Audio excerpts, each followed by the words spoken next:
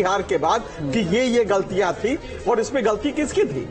केंद्र की भी थी, राज्य की भी थी। राज्य ने लॉ एंड ऑर्डर नहीं मेंटेन किया, केंद्र ने बेरोजगारी खत्म नहीं किया और माहौल ऐसा नहीं बनने दिया। किसानों के लिए एमएसपी आज तो कांग्रेस के लिए ही, मैं राशिद हमारे मित्र हैं, मैं यही पूछना चाहता था कि कांग्रेस के लिए अब चैलेंज क्या हो गया? आपने तो 2/3 बहुमत से ले लिया, सरकार तो लगभग बनने जा रही है, लेकिन अब आपके लिए वो चैलेंज क्या है? और वो चैलेंज यही है कि क्या आप अपने यहां रेवेन्यू जनरेट कर पाएंगे लोकल लेवल पे और तब किसानों के एमएसपी को वाकई रिम्यूनरेटिव दे पाएंगे, 2400 रुपया गेहूं का दे पाएंगे?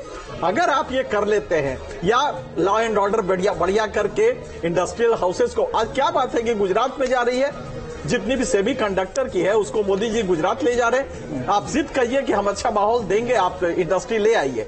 तो क्या आप बेरोजगारी, तो कांग्रेस अगर ये हरियाणा में कर ले तो उसके लिए नेशनल लेवल पे एक मैसेज जाएगा, तो दोनों के लिए है। मैंने इसीलिए कहा कि बीजेपी अपनी गलतियां नहीं सुधार रही है, कांग्रेस को इससे सीख लेके अब नया जो गवर्नेंस देगी जैसे हरियाणा में, तो क्या करने जा रही है ये हमें देख के नेशनल लेवल पे सोचना होगा कि कांग्रेस वाकई कितना कर पाएगी आगे। और ये जो सवाल आपने उठाया, अखिल चौधरी हमारे साथ जुड़े हुए हैं कांग्रेस के प्रवक्ता, उन्हीं से मैं सीधा इसका जवाब ले लेती हूँ कि ये तो ठीक है कि जश्न भी मनने लगा है, अति उत्साह का मौका मिल गया है, वो 10 साल का जो सूखा था वो खत्म हो गया है, लेकिन वो चैलेंजेस जो सवाल यहाँ पर एनके सर ने उठाए, अखिल जी आपसे उस पर क्विक रिएक्शन चाहूंगी, फिर मनोज सर का रुख करेंगे।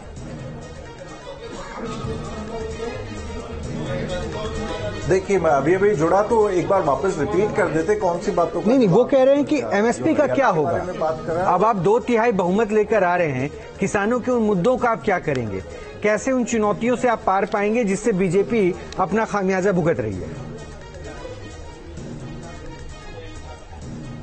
देखिए, पहली बात तो हम जब अभी सरकार में हरियाणा में आएंगे और कश्मीर पे आएंगे, हरियाणा के अंदर हम जो भी किसान दिल्ली में आना चाहते हैं और अपनी बात रखना चाहते हैं, चाहे यूनियन गवर्नमेंट से चाहे किसी और गवर्नमेंट से दिल्ली आना चाहते हैं, कहीं पे भी जाना चाहते हैं, तो हम उनको रोकेंगे नहीं, उनके ऊपर बंदूकें नहीं तानेंगे और उनको मारेंगे नहीं। पहली बात तो ये है। और न उनके राह में हम लोग कोई ईंट बिछाएंगे, न पत्थर बिछाएंगे, न सूले बिछाएंगे। जहां तक एमएसपी का सवाल है, हाँ, हमने हरियाणा इलेक्शंस के हमारे जो मैनिफेस्टो में स्टेट के लिए जो जारी किया है, उसमें हमने बताया है कि हम एमएसपी को लेकर लीगल गारंटी देंगे, यानी कि हर एक किसान को एमएसपी पे फसल बेचने का एक लीगल राइट होगा। और ये हमने एमएसपी का जो हमारे मैनिफेस्टो में बताया ही है, तो इसमें तो कोई दूसरी दो राय हो नहीं सकती, ये होना ही होना है। एमएसपी पे लीगल राइट इशू नहीं है, एमएसपी पे C2 फॉर्मूले से, कॉम्प्रिहेंसिव कॉस्ट का जो फॉर्मूला है जिसको कांग्रेस एडवोकेट करती है कि भाई A2FL फॉर्मूले पे न दीजिए, C2 पे दीजिए, तो क्या C2 पे आपने कुछ न करिए, आप जो सेंट्रल गवर्नमेंट ने एमएसपी दी है उससे बोनस आप दे के आप C2 फार्मूले से मेकअप कर सकते हैं। तो क्या हरियाणा में किसानों को आप कॉम्प्रिहेंसिव कॉस्ट मतलब C2 फार्मूले पे देने का अनाउंसमेंट करेंगे तो ये किसान के लिए हो जाएगा। उसी तरह बेरोजगारी के लिए नई इंडस्ट्री लाने के लिए क्या करेंगे, ये आपके लिए चैलेंज है। देखिए, अभी जब सरकार बनी नहीं है और अभी सिर्फ रिजल्ट आ रहा है, तो अभी मैं आपको अभी प्रीमेच्योरली तो कुछ कमेंट नहीं कर सकते आधिकारिक। अरे अभी आपने चुनाव में ये सारे कमेंट किए हैं, सारे वादे किए हैं किसानों से हरियाणा के। कुछ सोच के तो आपने ये वादे किए होंगे ना? हमने जो मैनिफेस्टो में जो बात करी है वो है कि हम लीगल गारंटी देंगे।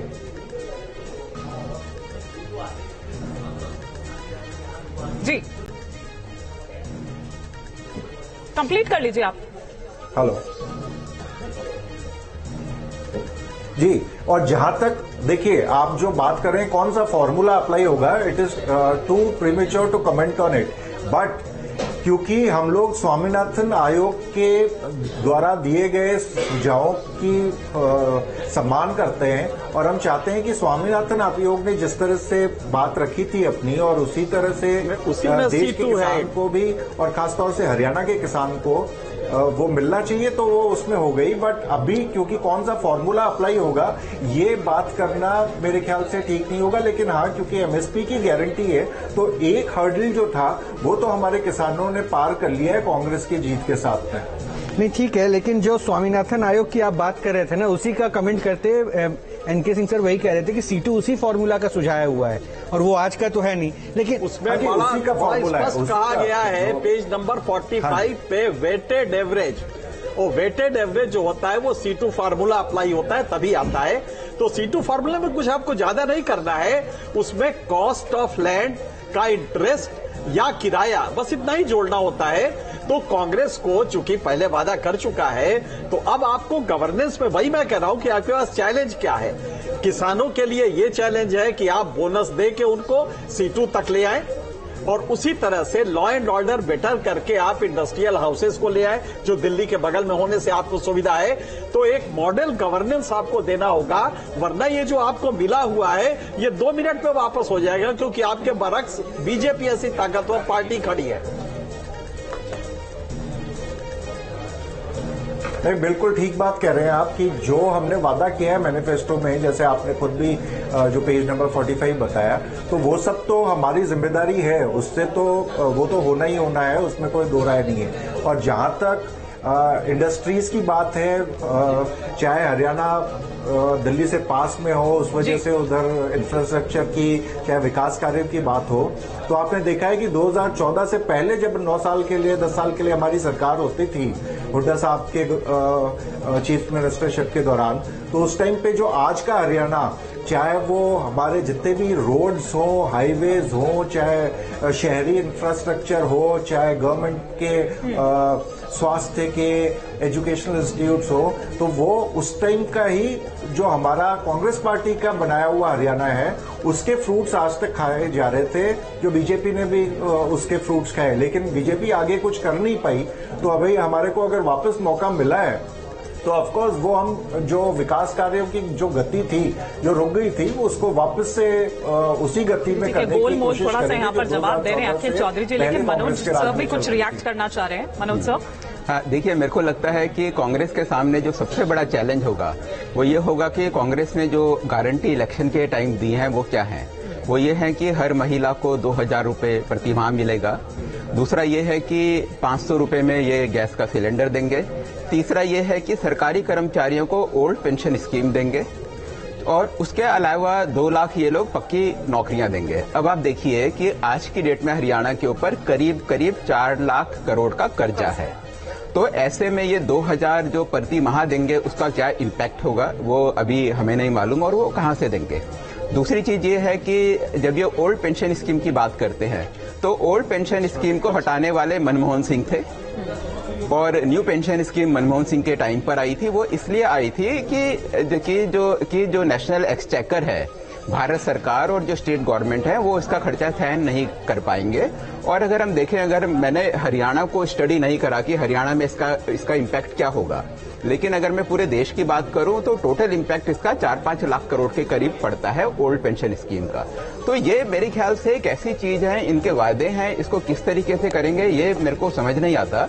और अगर हम स्टेट की फाइनेंशियल हेल्थ देखें, आज स्टेट में भले ही 4 लाख करोड़ का कर्जा है, लेकिन हरियाणा का जो जीडीपी है वो काफी ज्यादा है। तो इस कारण से 4 लाख करोड़ के कर्जे को भी हरियाणा स्टेट टॉलरेट कर सकता है।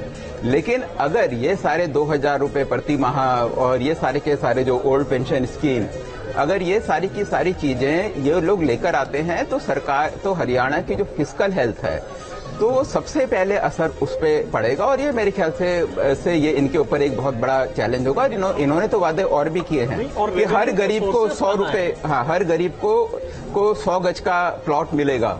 और मतलब मैंने तो देखा था कि इलेक्शन के टाइम पे जो इनके कार्यकर्ता थे वो अपना बांटते थे पर्चे में बिल्कुल ही नाम, पता और ये सब एक फॉर्म होता था, मिलेगा, वो सारी चीज होती थी। तो ये सब इतने हाई एक्सपेक्टेशन जब इनके इलेक्शन से पहले जो वोटर हैं, वहाँ की जो जनता है, उसको कांग्रेस ने दिए हैं, तो उसको अगर मीट नहीं होंगे तो मेरे को लगता है कि वहाँ के जो लोगों को एक बारी झटका लगेगा। फिर भी 5 वर्ष रेवेन्यू रिसोर्सेज है कहाँ स्टेट के पास? जीएसटी आने के बाद से आपके पास अपने रेवेन्यू रिसोर्सेज है ही नहीं है, तो दे दीजिएगा जवाब। दे दीजिएगा, एक अपडेट भी है। उमर अब्दुल्ला अपनी दोनों सीटों से आगे चल रहे हैं, महबूबा मुफ्ती की बेटी पीछे चल रही है, इल्तिजा मुफ्ती। हाँ, जवाब दे दीजिए, उसके बीजेपी का भी रुख करूंगा। अनिल चौधरी साहब, रेवेन्यू है कहां पे, ये भी पूछा जा रहा है। जीएसटी आने के बाद तो ये चैलेंजेस बढ़ गए।